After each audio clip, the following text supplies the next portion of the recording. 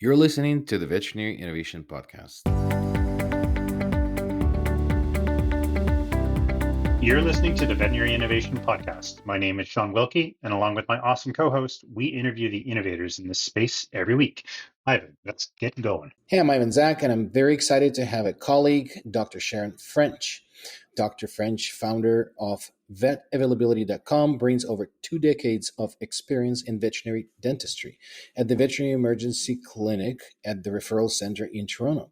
A fellow of Academy of Veterinary Dentistry since 1996, Sharon graduated from OVC in 1985 and remains dedicated to her profession, continuing to work on passionately in the field. Sharon, welcome to the show. Thank you for finding the time. Well, thank you for having me. I appreciate it. Tell us all about it. Vetavailability.com. Can you tell us what is it, how it works, what's the innovation, and what is the big dream? Okay. Well, vetavailability.com is a real-time database of clinics' availability within a geographic area. It came to be because we lived through the pandemic. I have a hard time saying no to clients. My staff hate that maybe sometimes, but I couldn't handle seeing the struggles for, veterinarians trying to find care for their patients, the number of phone calls it took, the struggle for owners trying to find care, even after the pandemic. And now, we still find there's not enough of us veterinary types or technician types or reception types to be able to service, the large number of pets that came to be during the pandemic. And, veterinary medicine is kind of a tough place to be in some ways. And while we're not in the pandemic shutdowns that we suffered through, it still takes phone call after phone call after phone call to try and find care. And my lawyer, who's kind of a tough guy, deep voice, called me on a Sunday night and when I picked up the phone, I said, hi, Paul, how are you doing? And he was like, high pitched voice. And I'm going, what's happening? You're calling me on a Sunday night and you sound funny, and he was walking with his kids and the neighbor's dog got attacked, a little white dog, and, by a Rottweiler, and everybody was traumatized and he couldn't get help anywhere. Not his dog. He was just trying to help the neighbors. And so he called me and it took me multiple phone calls to be able to say, okay, I figured this out. I promised pretty much my firstborn, but you're going to go to this hospital and they're going to assess, but they can't keep it to see whether it needed to be euthanized or not. And then they agreed to do that. So that was cool. And then they said, well, we can't keep it overnight. So then I arranged for another hospital that did overnights to hospitalize the dog. And then it went back to another facility for surgery the next day. So I thought, God, we have to be able to do better because veterinarians need to spend less hours on the phone trying to find care, and owners need to be able to find care in a timely fashion. So I thought, well, wow, what if there was a map that had everybody's kind of a status in color coded, icons? Wouldn't that be great? Wouldn't you can just, locate yourself and then you'd see a map and then you'd know who to call or who not to call right away. So I looked for it and it didn't exist. So I thought, okay, well, I'm not really techie, but I know people. And so we made it. And so the site is designed to find veterinary help because people travel with their pets now as well. And then they get into trouble, sometimes the leash-free park when you're on vacay, and bad things happen and you need help and you don't know where to go. So we made it for the US and Canada. We made it in 3 languages. So it's French, English, and Spanish. And what you can do is when you're a client looking for help, you can search, you choose which category you want to look for. So if you're looking for ER or urgent care, because we have those clinics now, primary care, because primary care clinics sometimes can't take new patients, and then palliative, end-of-life care, and we're just adding exotics, courtesy of my experience at VMX and WVC. The exotics folks were going, you got to do that too. So you can select which category you're looking for. You geolocate, a map comes up with color-coded icons of clinics that are member clinics. You can click on the icon of your choice. So red is restricted, maybe not that one first. Orange is partially restricted, green is open. And it drives you to the clinic page within the website that has all the information, including wait times if they choose to fill that out, and availability. The doctors, what kind of stuff do they do? There's a URL that drives them to the clinic website. So there's a little SEO help there. If you're not taking new patients, then you come up as not taking new patients, and you can then avoid those phone calls where because owners are sometimes very upregulated, and receptionists have to take those calls, and you carry that kind of stuff. It's hard to slough off when people are directing their frustration at you. There's also a special instruction section because everybody does something a little different. So some people have an patient onboarding app. Some people will say, oh, no, you have to park here, like at where I am at the VEC. Our address is Yonge Street, but the entrance to the clinic is on a side street. So we tried to make it as useful as we can. The other thing I did was put in a how urgent is your problem page, because we know that owners are not sometimes aware or clued into what clinical signs can actually mean. And so, and that was courtesy of my kid, who was helping out at reception as a favor to her mom, and took a call from people who had said, oh, my Frenchie got spayed last week, and she was, she's not eating for a few days, and now she's breathing real funny, and my kid, who's been in veterinary medicine for a bit, said, this could be very, very, very serious. We're restricted, but we're close to you. Please come. And the owners sort of didn't get there in a timely fashion. They thought the dog was asleep in the back seat, and she was actually dead. So my kid said to me, "Mommy, you gotta." Oh, wow. Yeah. Sharon, if I can jump in, what is the pickup like? Like, what is? I know that this is, and I'm also interested in what is the business model, and how can you sustain this long term? Is there like a fee that veterinarians pay? How does that work?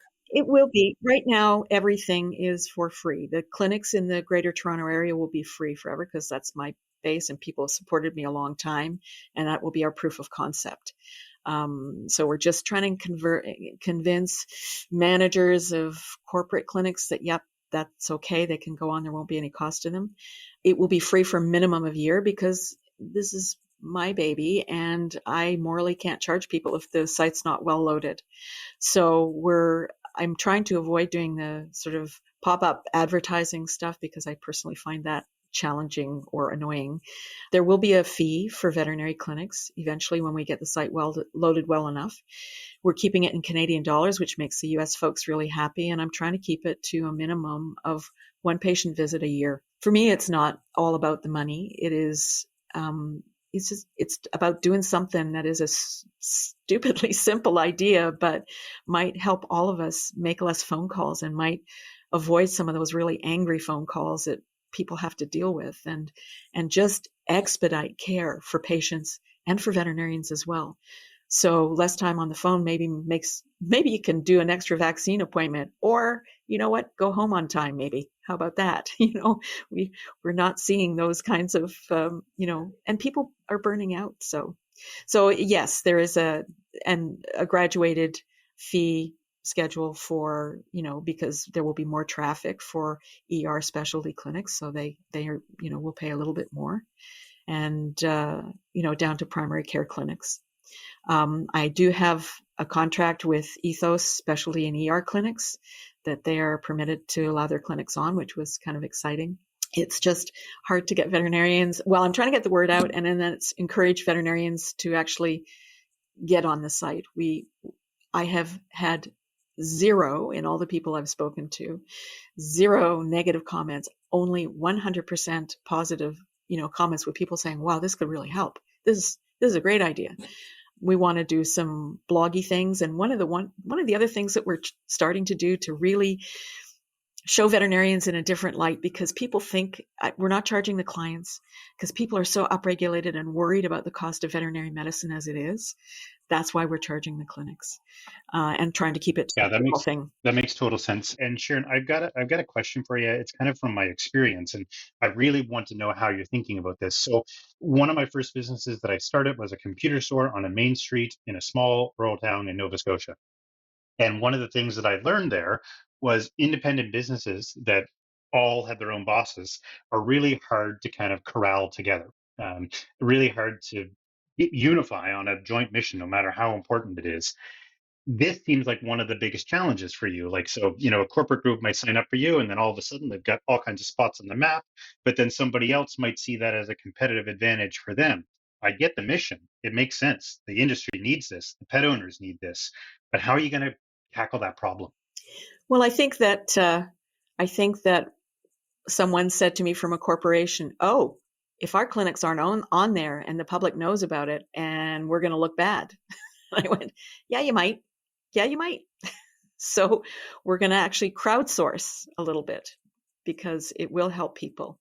And we're just trying to get a little bit of the veterinarians, and the independent clinics are the ones who are on, the people who have the ability to, be able to decide and self-direct a little bit and see, are the people who are starting to come on. So, yeah. Can you tell us a little bit more about the platform itself? So how, because I assume is it driven from the schedule? Is it the subjective?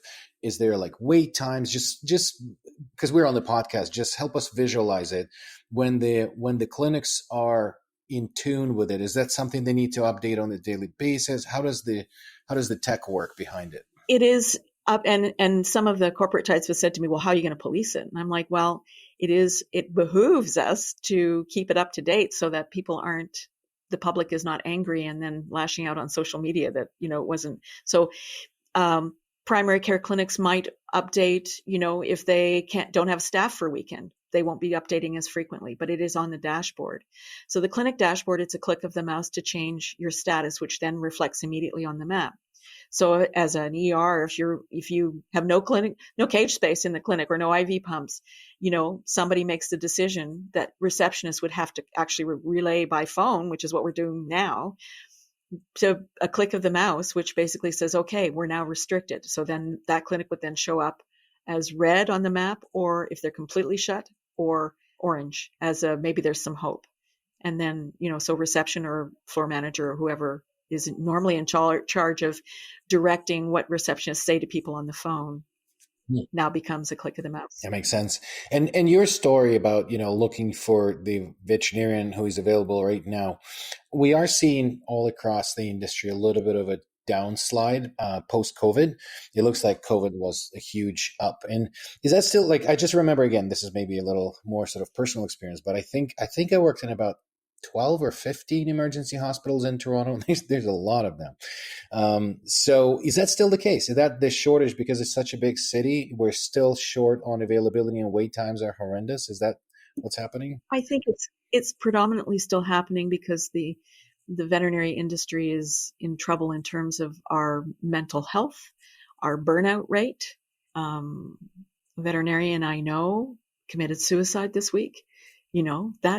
We'd have a high suicide rate in our profession, and, and people are burning out. And so people can't work the way, when I graduated, right, we didn't know anything about work-life balance, but, we're trying to allow people work-life balance, and it takes a lot of people to run a 24-hour clinic.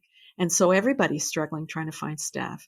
Technicians burn out, receptionists even burn out. We look at the statistics. So, so yes, while things have settled down that way, and some people are now looking for more business, it's sometimes the staffing is still a big problem. Well, that may be their way to find new business, to get on your platform and show we're available. So that's exactly. Exactly. So if you want the business, it might help. And if you don't want the business, it might help. Oh, that's great. Okay. Well, what is the big dream? What does that look like in 5 years when this is exactly where you want it to be? And it's developed into this big, what is it? Well, I mean, I would just like to see us function better. We used to do the Google Doc. In some communities, they would do Google Docs, but that's not public facing. And so my dream is that we have at least 50% of clinics on in any given area, and that we can do some education things for the public, and we can present a face to the public that is maybe better than what we're now thought of. So many people think of us, we're just all about the money. So one of the things we're going to do is we have a YouTube channel. We're starting to collect video evidence that veterinarians are just not about the money. We have a video of a dog that aspirated a ball, and the tech had the presence of mind to film what was happening, and the ER vet tweezes the ball out because the dog was going to die, was going to suffocate right in front of us. And it was a doodle.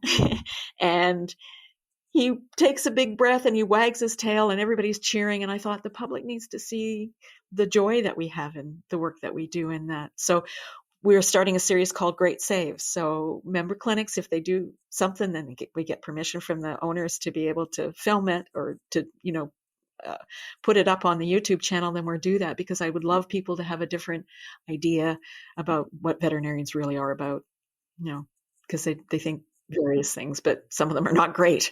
It's so obvious that you've got so much passion for the project, and it's growing out of a need that you yourself had.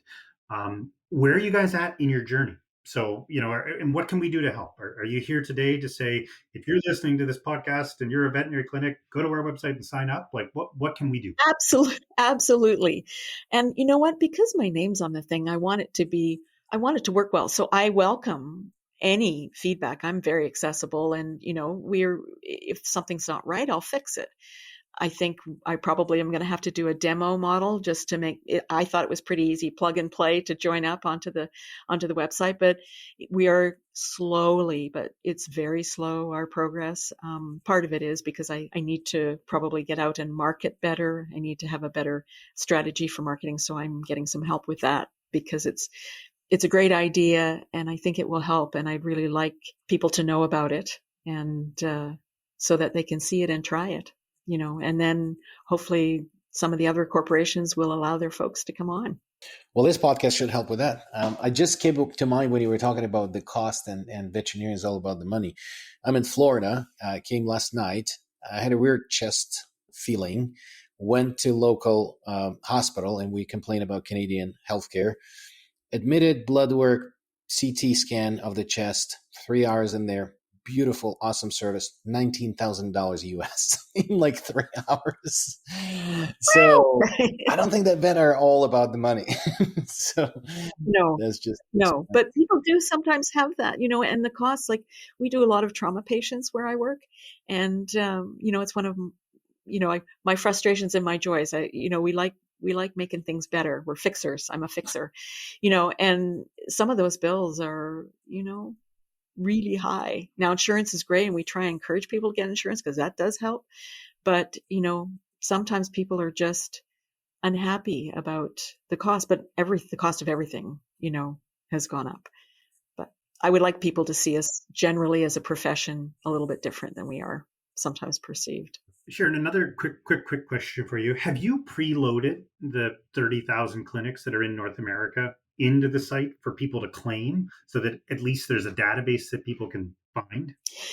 I have not done that because I was suggested to me that I do that, and then they would just be blanked out and there would be no information for them. Only the icons of member clinics would be visible or highlighted, colored, and the others would be, and then no clinic pages. And we could do that, and maybe that's a strategy. But I would, maybe I'm a bit of a Pollyanna. I'm old to be a Pollyanna, but and naive. But I was hoping that because everybody says it's such a good idea, that people would join me in this journey of trying to make things a bit better. the hope of every entrepreneur. Yeah, exactly. Right. Yeah. Well, we've run out of time, like we do every single week, and I've got at least 15 more questions that I wanted to ask you, but I guess we'll have to have you back as you're going to go down the road. The idea is great, and your passion for it, it's admirable. So keep up the good work. We like to wrap up every week the same way. So we've got a couple questions for you. First is a YouTube video, a TED Talk, a book, something that you read along the way that's allowed you to have as much passion as you do for the profession. Well, I think now I'm having a blank. The 7 Habits of Highly Effective People, because I try to be highly effective, was something I read early on, and was, I think, important in my career and my development as a human being. Awesome. And the second question we always ask: is there an entrepreneur or innovator in the industry that you think would be good to invite to this? I met Bonnie Bragdon, who is the president of the Independent Practice Owners Association, and she does a bunch of she's a really interesting woman, and she's involved in doing a lot of things. But I was impressed by her energy and her passion for veterinary medicine and for independent practice and, self-direction. So I think she'd be great to talk to. Thank you so much for listening to the Veterinary Innovation Podcast. If you want to hear about our new episodes, please follow us on any social media channel. Also, you can check out our website at veterinarynnovationpodcast.com. See you next week.